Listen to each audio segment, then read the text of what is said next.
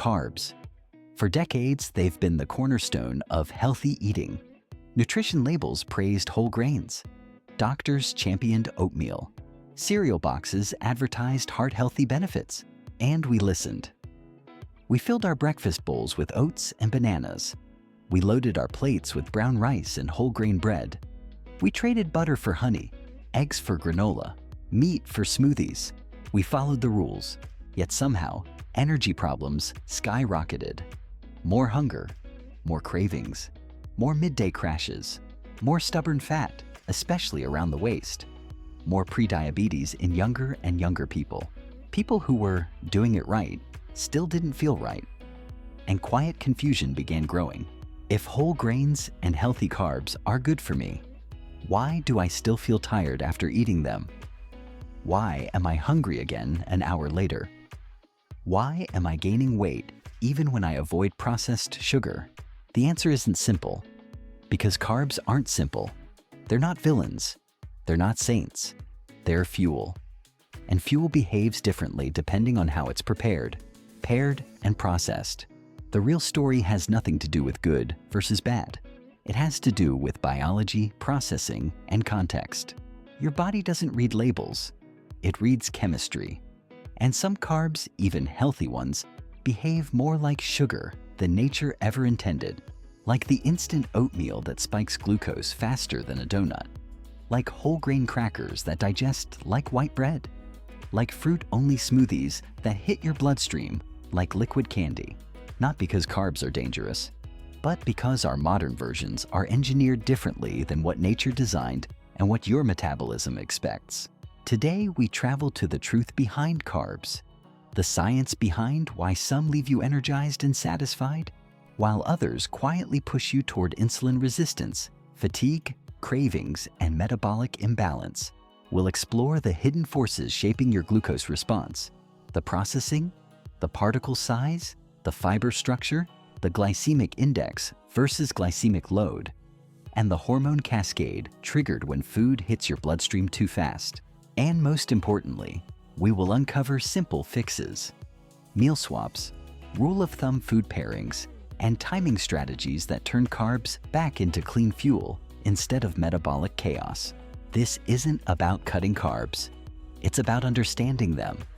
Because when you know how carbs work, you gain control over energy, hunger, mood, and long-term health. This story begins where most people's mornings begin. The breakfast bowl. That warm, comforting, steaming bowl of oats that millions trust as the healthier choice. But comfort can be misleading. And sometimes, what feels wholesome spikes like dessert.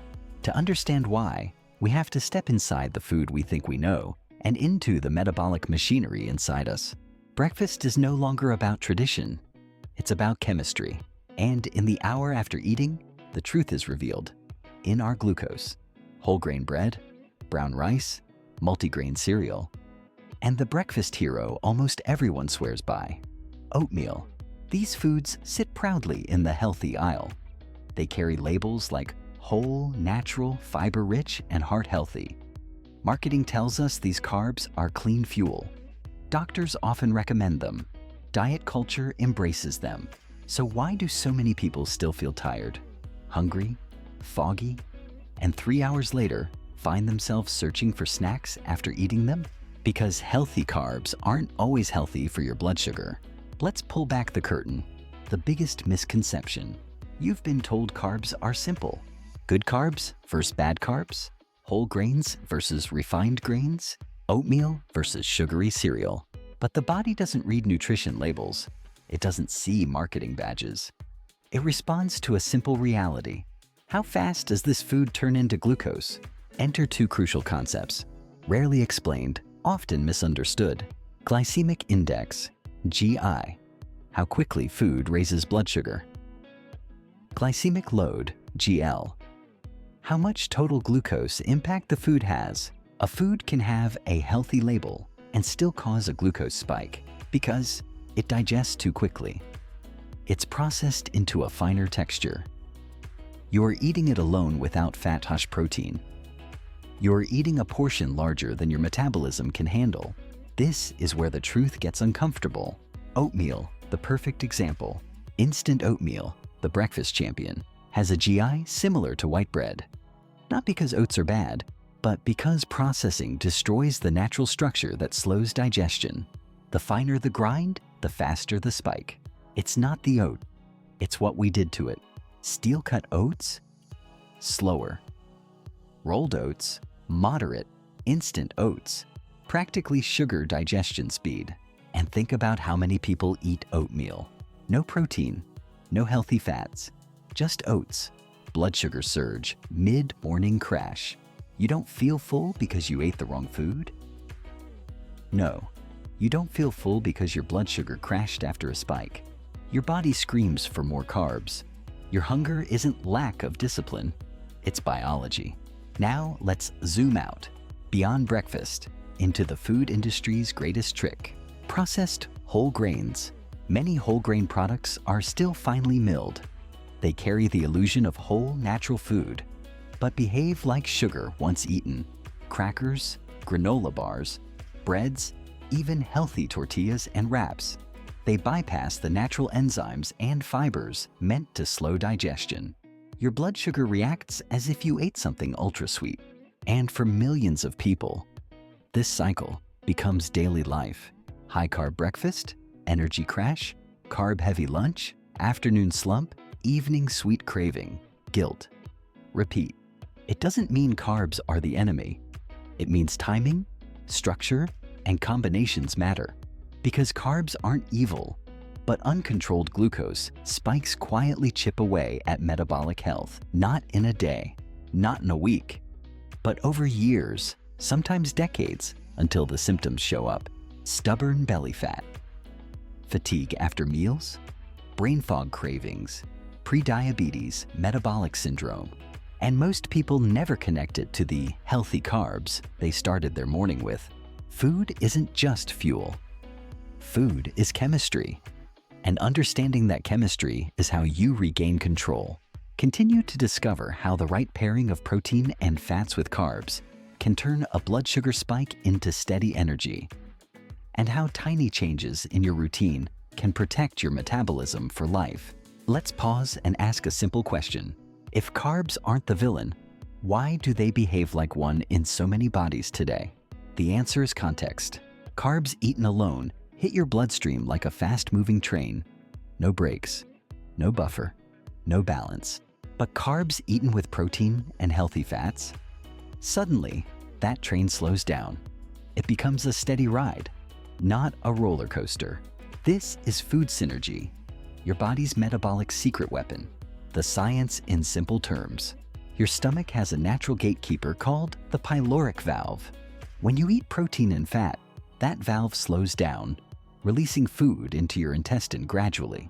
Slow release. Slow glucose rise. Slow glucose rise. Stable energy. Stable energy.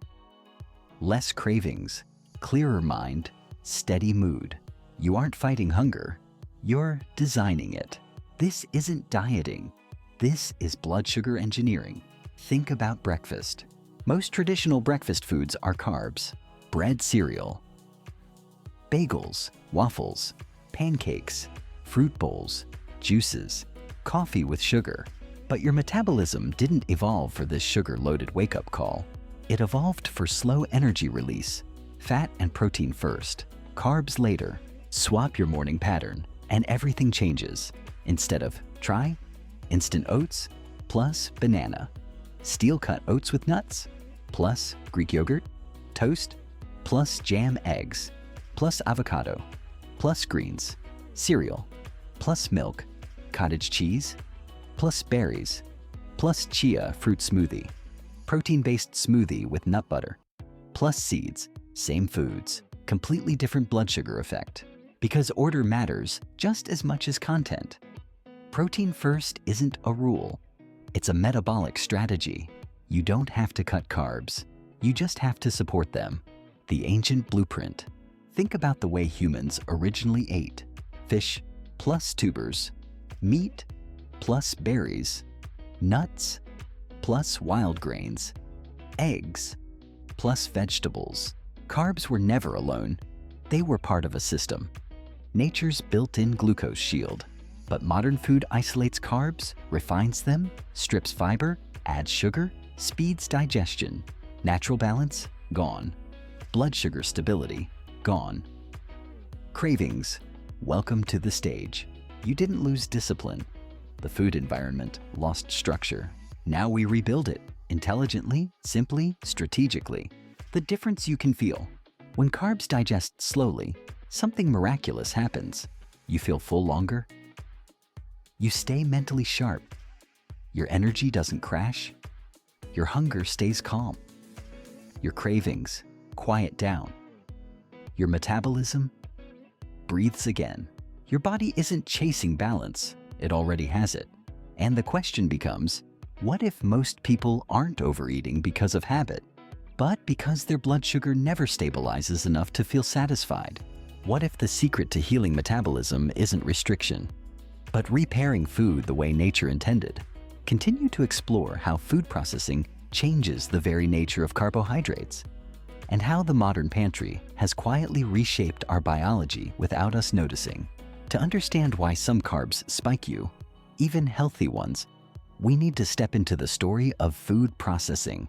Because carbs didn't become confusing by accident, they became confusing through design.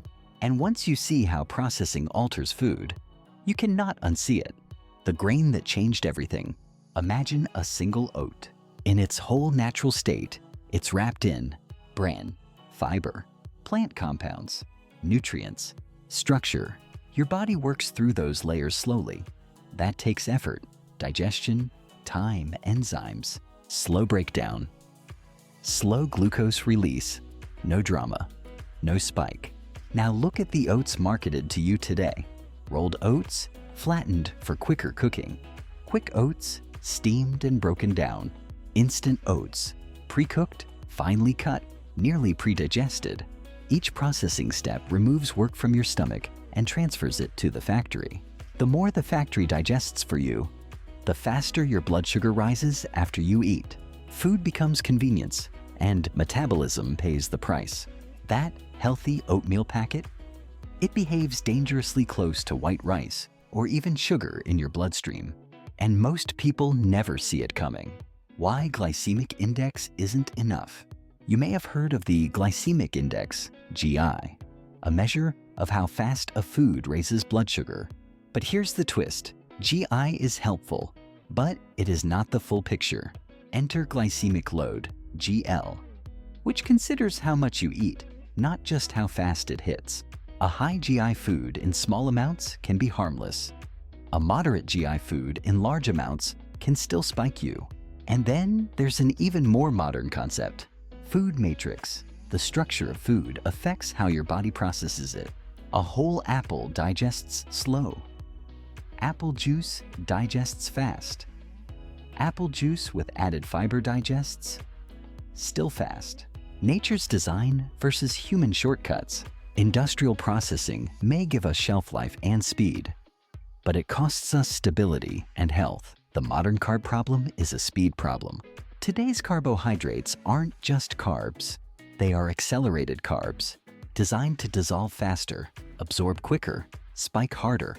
We live in a world built for convenience, and metabolism cannot keep up with the pace. You're not broken. Your biology is ancient. Your food system is modern. The mismatch is the epidemic. Real life, a case study in a bowl. Client A believed she was eating clean. Breakfast, instant oatmeal with honey. Lunch, whole grain wrap, plus fruit smoothie. Snack, healthy granola bar. Dinner, brown rice bowl. She thought she was doing everything right. And yet, she was exhausted, foggy, constantly hungry and gaining weight. When we tracked her glucose, roller coaster chaos. We didn't remove carbs, we rearranged them. Steel-cut oats, plus eggs instead of instant oats alone. Protein-based smoothie instead of fruit only. Brown rice portion cut in half. Plus added avocado and tofu. Swapped granola bars for almonds and Greek yogurt.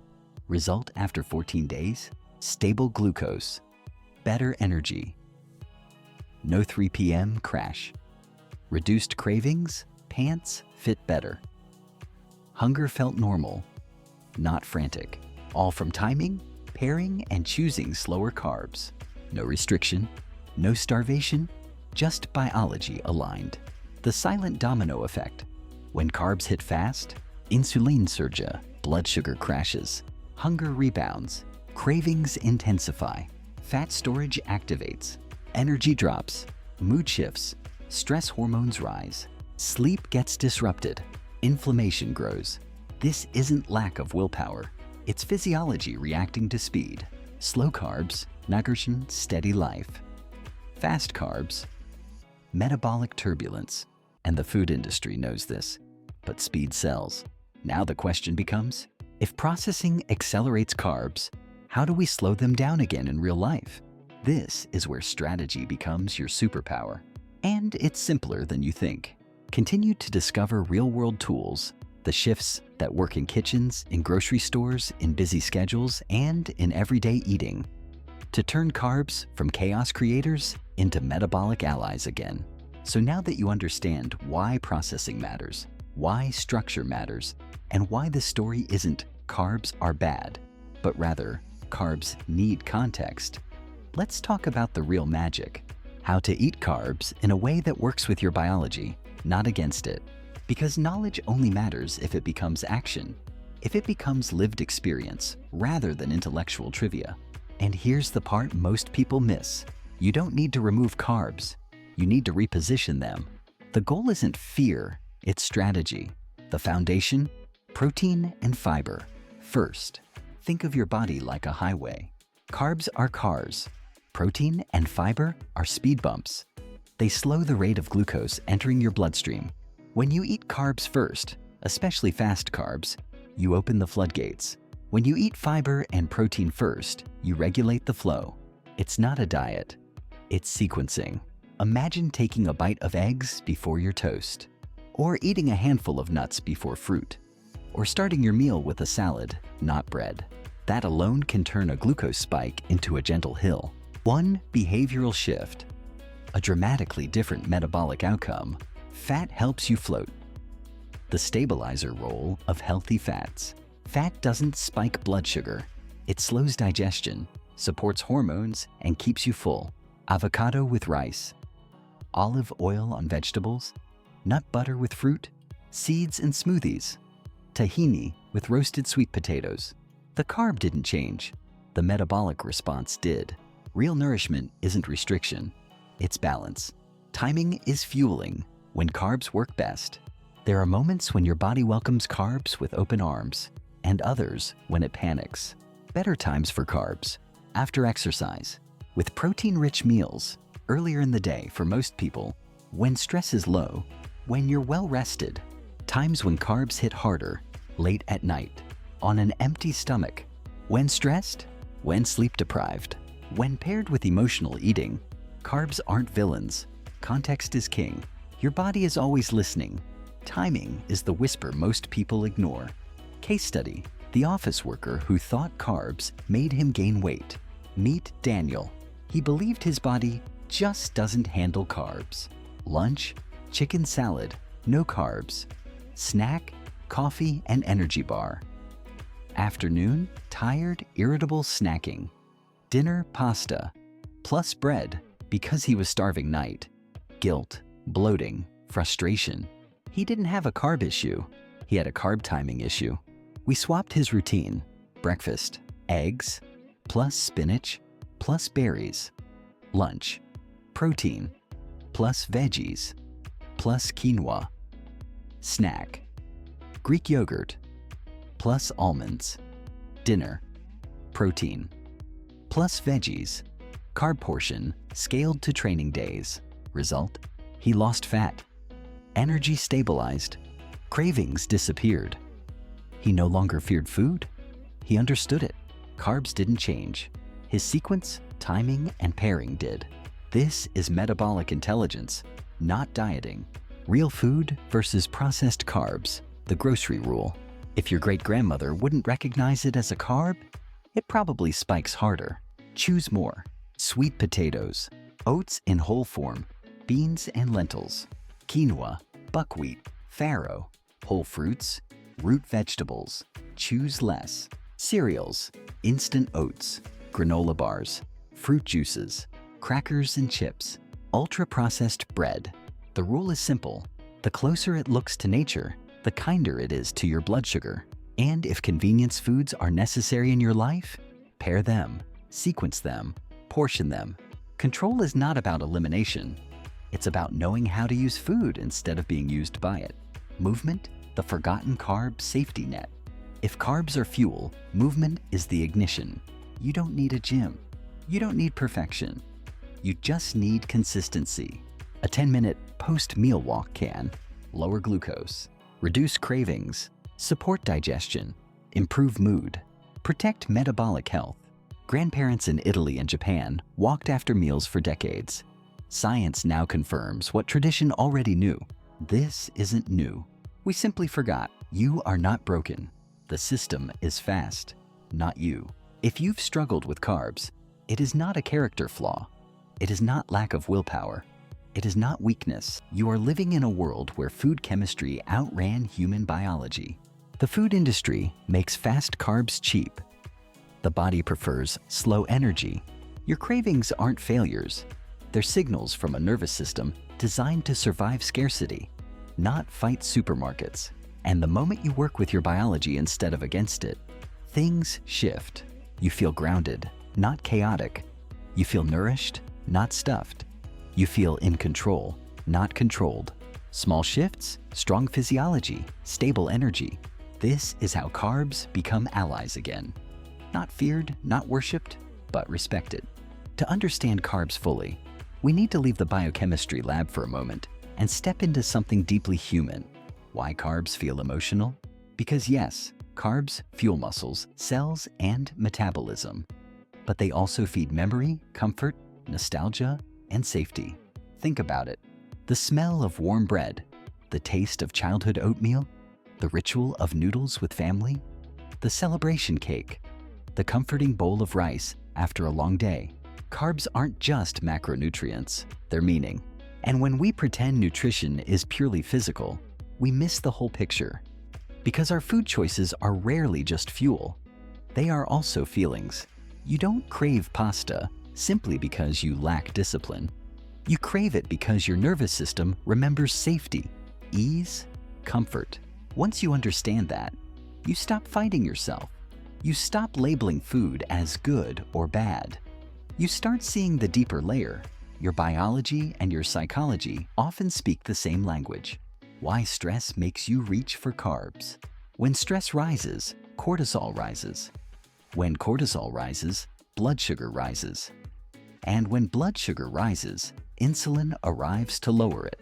That drop can feel like danger, and carbs become the fastest self-rescue signal your brain knows. We don't overeat carbs because we are weak. We overeat carbs because stress biology was built for survival, not for modern overwhelm. You are not broken. You are responding exactly as designed. The solution is not shame. It is nervous system literacy. Learning the difference between emotional hunger and physical hunger. One feels urgent, impulsive, anxious. The other feels gradual, gentle, steady. When you learn to tell them apart, everything changes. Sleep, hormones, and why late-night cravings orient moral failures. Another truth often ignored: a tired body craves fast energy. Poor sleep makes insulin sensitivity drop, hunger hormones rise, satiety hormones fall, impulse control weaken, reward pathways intensify. Suddenly, that bowl of cereal at 11 p.m. isn't a lack of discipline. It's physiology seeking balance. Fix sleep, cravings reduce. Improve recovery, stability returns. Regulate nervous system, overeating dissolves. Most people try to fix cravings with willpower, but cravings are rarely a lack of willpower. They are a lack of stability. Stabilize the system, not punish the symptom. The myth of just cut carbs. Why restriction backfires. Let's address it clearly. Cutting carbs doesn't heal your relationship with carbs. If you create fear around potatoes, fruit, or rice, you don't gain freedom. You create a trap. Restriction is a short-term strategy masquerading as discipline. Balance is a long-term strategy rooted in understanding. When you forbid, the brain fixates. When you include with intention, the brain relaxes. This is why dieting feels like war and metabolic strategy feels like peace. We aren't building control through force. We are building confidence through clarity. Case study: the emotional eater who didn't need willpower, just structure. Maya thought she was addicted to carbs. Evenings were her weakness. Stress from work, scrolling, loneliness. Her usual plan? Just don't eat carbs tonight. Her outcome? Emotional rebound eating. Instead of restriction, we used rhythm. Afternoon protein shake. 10-minute walk after dinner. Carbs earlier in the day. Comfort ritual, tea, plea on magnesium instead of doom scrolling. Journal prompt: what am I actually needing right now? Her evening carb urges didn't vanish overnight. They softened. She wasn't fighting food anymore. She was finally hearing her body. Within 4 weeks, hunger normalized, emotional spirals reduced, sleep improved, comfort no longer required overeating. Carbs became a choice, not a coping mechanism. She didn't become disciplined. She became regulated. This is what food freedom looks like in reality. Compassion is a metabolic tool. This is the part most experts skip, but it may be the most important sentence in this script. Self-shame spikes stress. Stress spikes glucose. You cannot berate yourself into health. Kindness regulates the nervous system. Regulated nervous system improves metabolic flexibility. Improved metabolic flexibility stabilizes cravings and glucose. Compassion is not soft. Compassion is biochemical efficiency. The path to stable energy and blood sugar isn't paved with force. It's paved with understanding. When you stop blaming yourself for cravings, you gain the power to respond, not react. And slowly, without war, the body becomes trustworthy again. Carbs aren't the enemy. Self-judgment is. Now we've explored emotion, physiology, timing, processing, and strategy. But there's one more layer you need to master: how to design meals and routines that align your carbs with your lifestyle, not someone else's diet plan. Because the best plan is the one you can sustain. Carbs were never the villain. What changed wasn't human biology. It was the speed, structure, and context of the food we eat.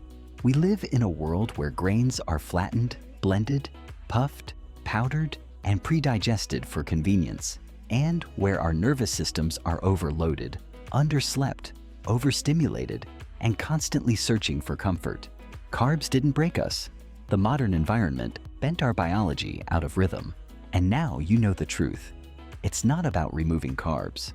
It's about remembering how to eat like a human again. Choosing foods that look like themselves.